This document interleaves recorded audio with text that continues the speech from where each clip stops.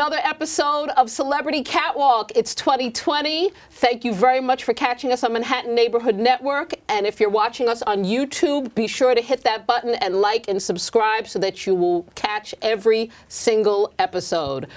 Very excited. We're kicking things off with a wonderful pet product. They're friends to Celebrity Catwalk. They've participated in some of our 2019 events. This is Hallie's Pup Bakery. Do I have that right? Yes, This you is do. Jane and Jack. Thank you very much for being here. Thank you. Thank you guys for being here. And please tell us, first off, Jane, we talked a little bit about this. What led you to the pet treat world?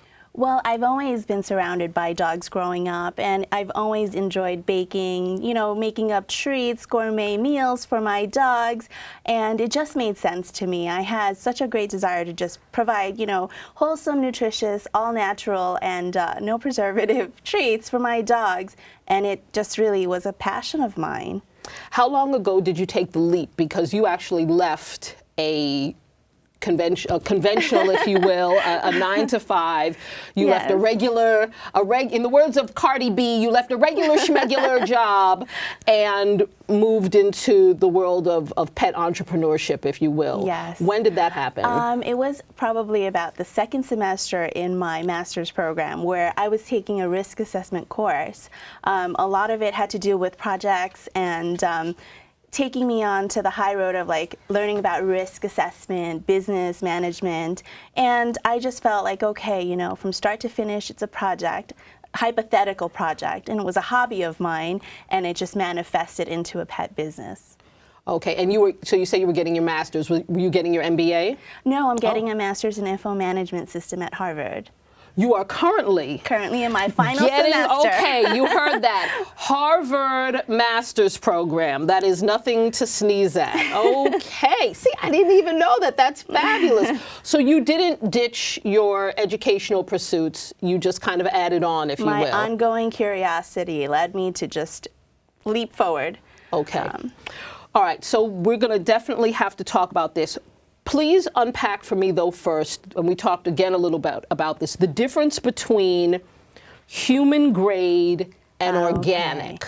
It's very important to differentiate between that. Human grade goes through a very vigorous process of grading. Everything needs to be USDA certified. A lot of the pet food goes unregulated. It's byproducts left over from restaurants for humans. People don't know, I'm sorry to cut you off, a little known fact, correct me if I'm wrong, there is a certain amount of roadkill that can be in your pet food. So all you people buying Alpo and all those low-grade dog foods, there are Yes. Okay, sorry. It's very important to be conscientious of what you feed your pets, which led us to, this road to develop all natural, no byproducts, and human grade ingredients. Organic means nothing was used like pesticides, hormones, antibiotics. Everything we have here is all natural. The only preservatives that we use act as an antibiotic and a preservative, like a vitamin, if you will. Yes. So that's why we struggle a little bit with the shelf life, unlike a lot of the big name brands out there that have year-long shelf lives. We really do struggle with keeping this maybe 3 to 6 months, at best 12 months. Okay. Yeah. Okay. So about 5 years ago, you went from, this came to fruition, correct? Was it 5 years ago? A little bit less. It's probably not even a full year. We started this business in the end of October, and we started listing our items late September, beginning of October on Amazon. We started on Amazon. So you started on Amazon. This was, wow. And so you were already, so that, when you participated in our event in November. That was our second event. Incredible. Okay, so I stand corrected. I'm sorry. So you are already literally from soup to nuts. You have already gone through the, if you will, product development stage. We did.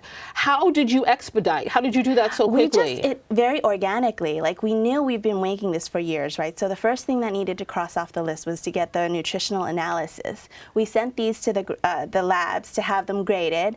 Upon doing that, we were able to share with our local, friends and our family who have pets, and we were met with such, support and positivity.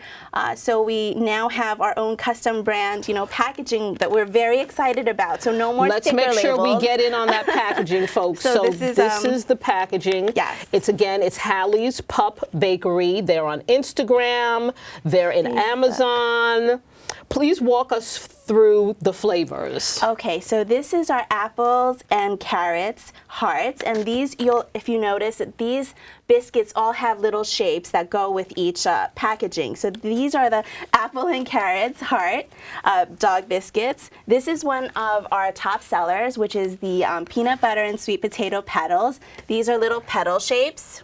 Very cool. Whoops. And then these are, this is our only flavor profile that includes meat. Majority of our items are fruits and vegetable based. Nice. This is the beef and cheese. The cheese is a formulation of mozzarella and cheddar that we make ourselves. Nothing is shredded. It's made like we do it so that it's filled with bioavailable vitamins, minerals, and enzymes. This is our banana and oats stars. These are little stars. Star-shaped, and then we have the cranberry, pumpkin, and oats. The purple colored is the goji berries and sweet potato, and the final one is one of our pet's favorite, my dog's favorite, is the pumpkin and coconut teddy bears. So they're always out. The dogs get to them, and they have a party. You have true taste. You have taste testers at home. Clearly, you have in-house. You have an in-house quality control department and taste testing department that's working on these. We have food hounds at home. Okay, very cool. So, is your goal to scale this to have wide distribution in? Yes. Are we going the Petco and the PetSmart route? We are actually trying to start talks in working with distributors, and we would love to be in Petco if you guys are listening. Petco, if you're listening. PetSmart, if you're listening. Will you be at Global? No, it's just nationwide for now. Okay. Oh, I'm sorry, I'm at the Global Pet Show. Are you starting to do trade shows? We haven't attended any industry-wide trade shows, but that is on our list. On your list. But you're so new, but you've taken everything by storm. This is incredible. So 1, 2, 3, 4, 5, 7. Is that correct? Seven flavor profiles. Do you feel that that's enough? Too many? Just enough? The few pop-ups that we've attended, we try to target, a wider audience by, providing seasonal flavors. And for the Celebrity Catwalk event, we had these little containers for cats. We were very nervous about that because we've never dabbled with, cat treats. Yes. But we, again, were very welcomed, and the kittens were very happy to taste test for us. So yeah, we are having such a great time. Now, how many people? Please break down the team. We kind of got into this a little bit. Jack, we know you're a part of this, probably unwittingly. You're here, but how many? I think people see this and it's such an incredible polished product, but they don't realize the back of house, if you will, and what I like to call the housekeeping issues that go into making something like this. This was more like I think it was. I bit off more than I can chew. Literally and figuratively. There are about 5 of us that work with just creating the recipes and tweaking it just right, but we have a team of just professionals that work with the marketing part of the business, the finance, and the analytics, and the website development, and he's my numbers guy, and he keeps everything in check and balanced. The CFO, if you will. Yes. I'm the man behind You're the man truly behind the woman. Very nice. So this was really your dream, Jane, and you were lucky to have a really supportive husband and family and team around you, yes. that made this happen. And you as well. We met at these shows. Thank you. Yes, present company included. That is wonderful. So tell me about what's next on your docket for 2020, if you will. I mean, although we've only attended a handful of shows and maybe like a couple of local events, we really are trying to reach out to a larger market, to work with the marketplace, to get into the distributors' wholesale market, and just to be more available in the stores. Okay. And your price point, please tell us a little bit about that. Everything is a solid $12 retail. Okay, great. That is excellent as well. Please tell me about, because you have had quite a menagerie at home. We didn't even get to really discuss that. So first of all, who's at home? I won't even say fur-wise, because that might eliminate something, but what do you have? Oh, my family dynamics. Right, your family. Let's get into the family dynamics. Oh, everyone has to ask me that. He has 5 kids, and I have 3 furry dogs. You have 5 kids and 3 dogs. Yes. We share that's incredible. 2 girls, 3 boys, and 2 female dogs and 1 male dog. It's literally a full house. I have a zoo. I love it. And growing up, because you've had a lot of different. Tell us share please some of all the different animals. So because growing up, I was always surrounded by dogs like Dalmatians, Chow Chow, Shar-Peis, and you name it, like German Shepherds, Rottweilers.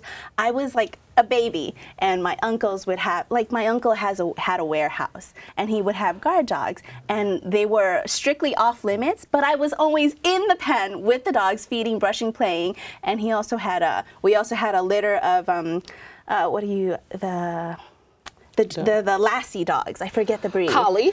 A border collie or a regular collie? Just a regular Shetland sheep dog. Shetland sheep, okay. And they had a litter of 9 puppies, and we were feeding them, bottle feeding, and I was probably like 10 years old, and I was just always so drawn to commune with the little, dogs. So when I lost I had 3 Yorkies growing up, so. Okay. That were my dogs, not my family dogs, our dogs.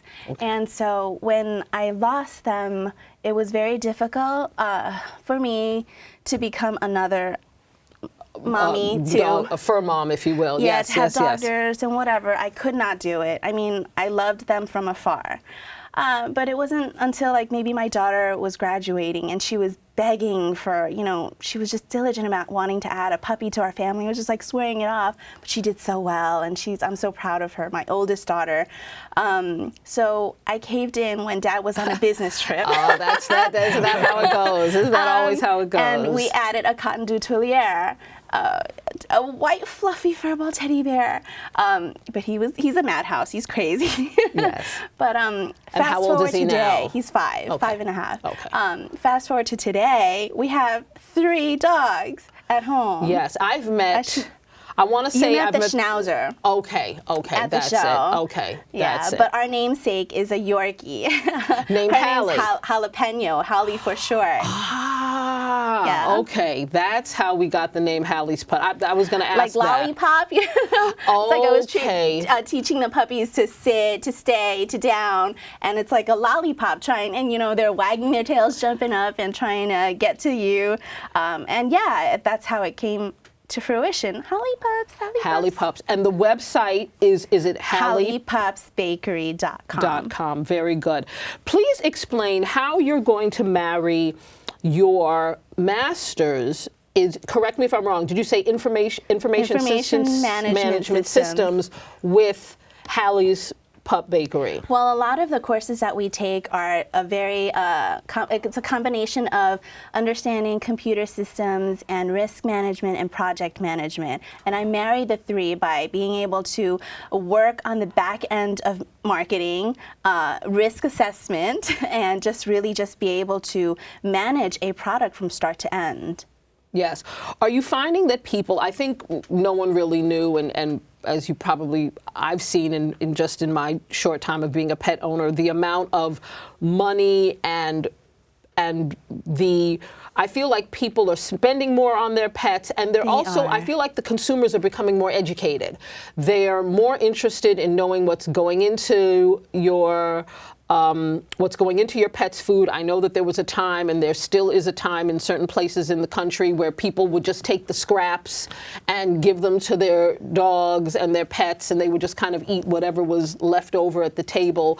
Have you found it's working to your advantage that people are really looking at what is in, just like for themselves, they really want to know what's in their products, and as I can see here, no artificial colors, flavors, chemicals. So None of the bad stuff. Right. Yes. So you're finding that you're dealing with a more educated consumer. We are, and it's a little more tougher, but that's actually bonus to us because we are very proud of the products that we use. We carefully source the ingredients. We go through a lot of, recipe tweaking. We are grain-free. We started with a wheat base and was a very easy to work with a wheat recipe. It's forgiving, but we now all of our recipe includes, all of our treats include a garbanzo bean base. So we're grain-free, we're soy-free, dairy-free, all these good stuff. Right. And so the consumers are really appreciating that. And combine that with like a playful, mouth open, design. The consumers are getting, there's attention to these products, and I find that it's the best time to come into this market.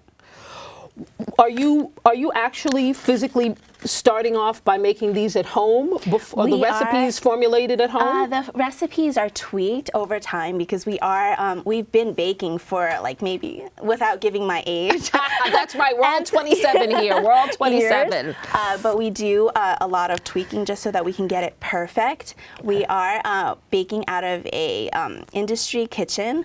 That facility is good for human grade and pet safe environment. Okay, so you kind of start off at home or just kind of brainstorming on a combination. Maybe it's whatever, apple and carrot. I was just fortunate that I had family that has a bakery that we end up borrowing on off hours to manufacture all these treats in a faster time frame with a larger kitchen.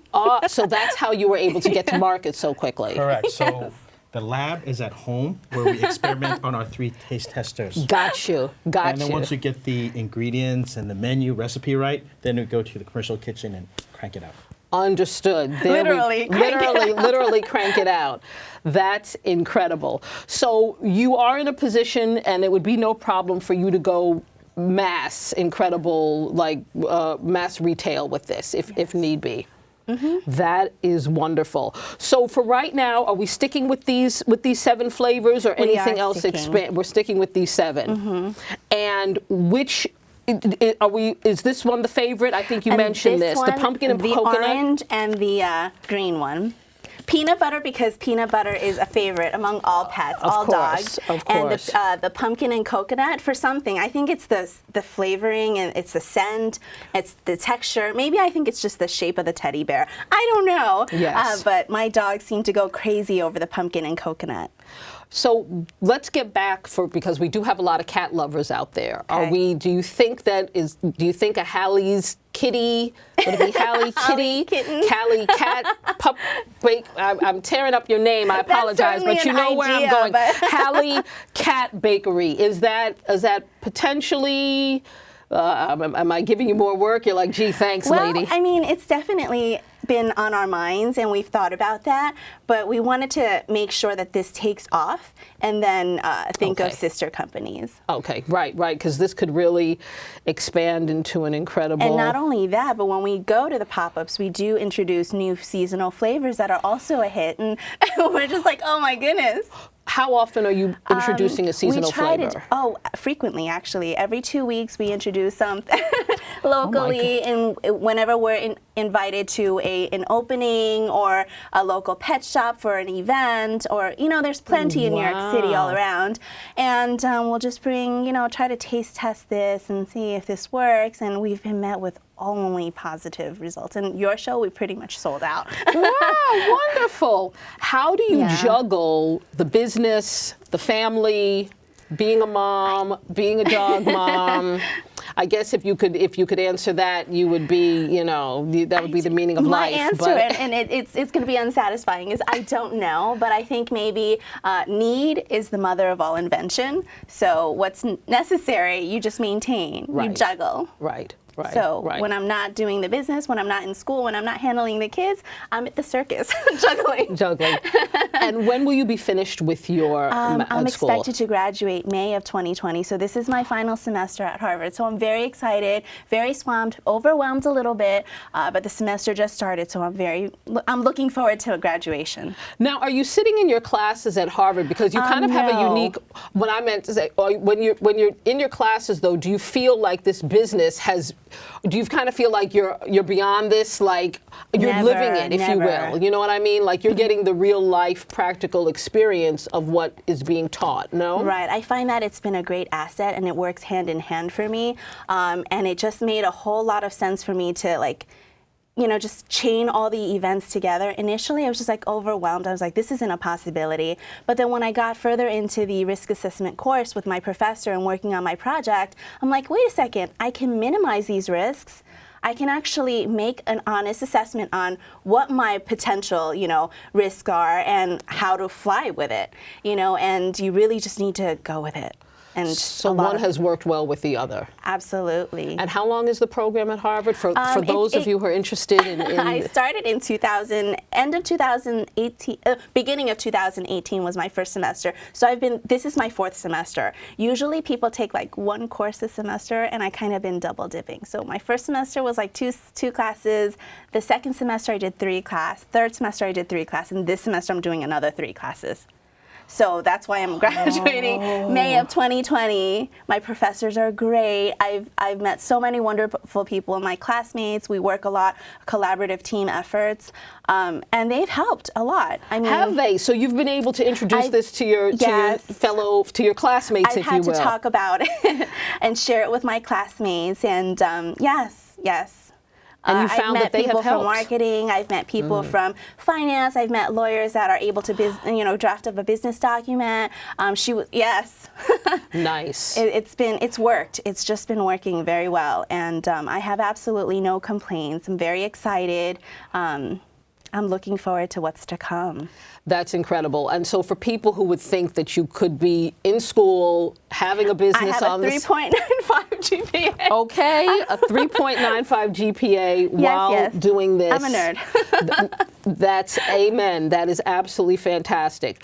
And what are your, please share some goals if you can, without spilling any top secrets, but any goals that you can share for the line for this year, or short term or long term? Can we anything?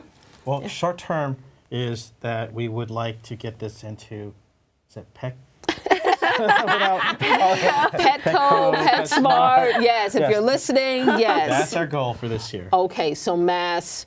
What about the smaller grooming mom and pop pet shops around the city? Any thoughts on those, or you're already in there? Yes, we are actually have some small footprints, and that's before you get to Petco and PetSmart, you sort of have to have that. Okay. I'm even wondering, I have a friend who got herself into Whole Foods, and I know that Whole Foods has a very strict and stringent, not in the pet world, in the hair care realm, but I feel like your products fall into the guidelines. They are so, if you will, clean, that I feel like they align with the Whole Foods mantra, if you will. The organic, overpriced. I don't know. I don't want to say overpriced. We don't say overpriced, but organic. Very affordable.